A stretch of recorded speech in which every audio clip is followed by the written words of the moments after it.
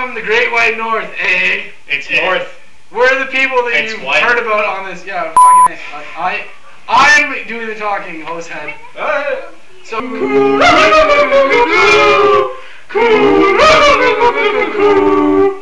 Welcome to Canadian Corner. I am your host, Bob McKenzie. This is my brother, Doug. How's it going, eh? This is our Inuit cousin, Chief Petrol. He's in exchange. Right now, we're going to throw it over to our good friend of the show, JT. Good afternoon from across the pond. Hey, greasy unwashed me of like 10 minutes ago. What's up with that previous clip? Those were Canadians. Geez, yester me. Your hair's really greasy and unwashed. Is there anything you want to tell people before I completely consign you to the past forever? I'd like to draw your attention to the... Whoa, who killed the lights?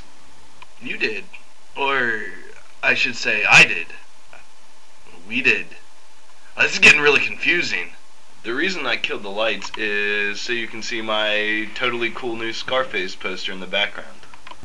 If there's too much light in the room, it picks up the glare on the camera and you really can't see what it says. Thanks for sharing that with us, old me. Man, I really gotta stop living in the past. You guys ever find yourselves wondering whether or not I wear pants while I make these videos? First order of business. Operation Recreation.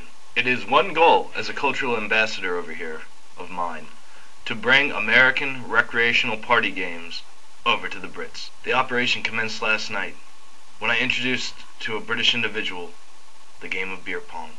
Sure, it's not going to be easy. It's going to be a tough road, but we have to persevere. I mean, seriously, you guys don't know how hard it is to find ping pong balls in England. It's really, really hard! But I persevered and I found those ping pong balls. Just like I'm gonna find that stump. I swear I'm actually doing some studying over here. On the other hand, I've decided upon a name for our vacuum cleaner. I'm gonna call him... Wait for it. Herbert Hoover. Zing! Of course, the only depression you'll experience with this Hoover is the lament that you have to vacuum more than once a week, because, to be honest, as a vacuum cleaner, this one kinda sucks. Man, I'm funny today. Hey, you know what I could go for right about now? I could go for some limey news for American chaps. Today's limey news comes from the op-ed desk, which is kind of ironic because the op-ed desk is also the sports desk, the news desk, the international desk, and the Metro Life desk. I've got a lot of desks. This is a pretty small room. I don't know how I fit them all in here. Today I want to talk to you about a figure of growing prominence in British politics. Nick Griffin is the leader of the BNP, or the British National Party. They're the extreme far-right party in Britain. The name of the party is pretty telling. They're a nationalist party. They want to be less reliant on foreign everything. They want to be self-sufficient. They want to be largely white people of Celtic origin. Well, I think they mostly are white people of Celtic origin, but they want to make Britain that way. In fact, it's required in the BNP charter that you be white in order to join the party. The party also has a largely anti-Islamic and anti-homosexual focus in their politics.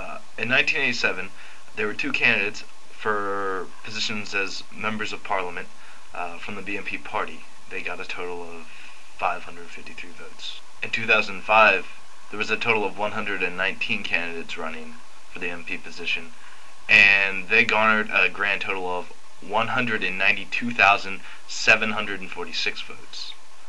I mean, that's a huge upward jump in votes. Suffice to say, the BNP is very certainly climbing in popularity amongst the Britons.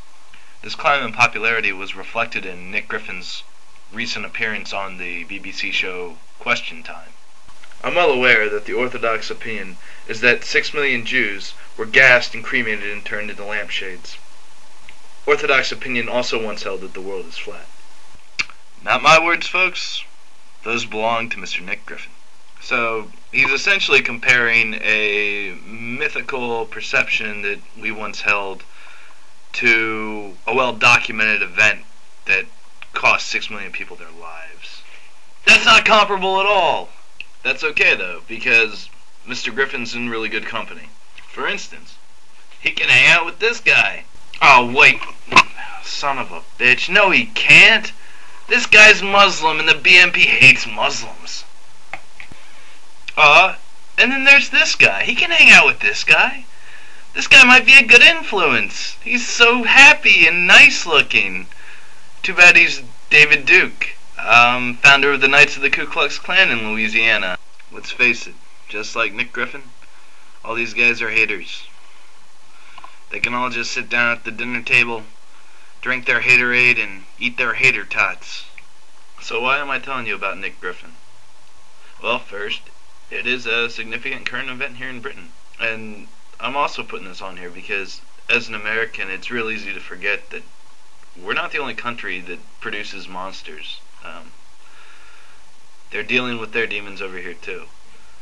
Wow, that's depressing. Guess it just means I gotta end on a lighter note. You wake up late for school, man, you don't